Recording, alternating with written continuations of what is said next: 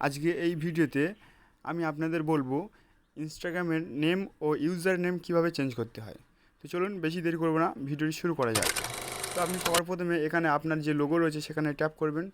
Tap করার পরে এখানে আপনার সামনে আমার একটা ইন্টারফেস চলে আসবে। তো আপনি দেখতে পাচ্ছেন এখানে এডিট প্রোফাইল যে অপশনটি রয়েছে সেখানে ট্যাপ করবেন।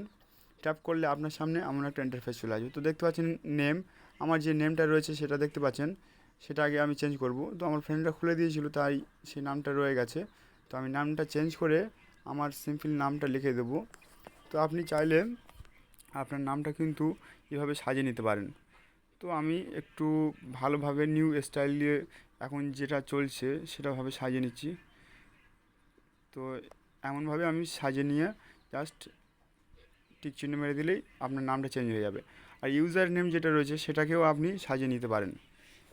তো আমি এটাকে জাস্ট গুণ চিহ্নটা মেরে কেটে দেবেন, দিয়ে এখানে আপনার যেটা পছন্দ মতো সেটা নামটা দিয়ে নেবেন। তো আমি এখানে একটা খুব সুন্দরভাবে নামটা চেঞ্জ করে নিচ্ছি।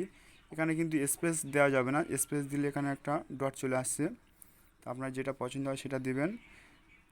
সিরাজ লাস্টে দেওয়ার পরে লাস্টে কিছু সংখ্যা দিয়ে দিতে হবে। তো আমি এখানে জাস্ট দুটো সংখ্যা দিয়ে দিচ্ছি।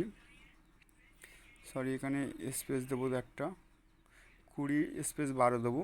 তো আপনি চাইলে আপনার ডেট অফ বার্থ দিতে পারেন বা যেটাও দিতে পারেন, কোন ব্যাপার না। আমার জাস্ট আমি মাস আর দিনটা দিয়ে দিচ্ছি, দিয়ে টিক চিহ্ন মারলেই আপনার নেম ও ইউজার নেম চেঞ্জ হয়ে যাবে। তো দেখতেই পাচ্ছেন আমার কিন্তু নেম ও ইউজার নেম সম্পূর্ণ চেঞ্জ হয়ে গেছে। তো আমি একবার আপনাদের ব্যাক করে আমার যে প্রোফাইলে চেঞ্জ হয়েছে কি না সেটা আপনাদের দেখিয়ে দেবো।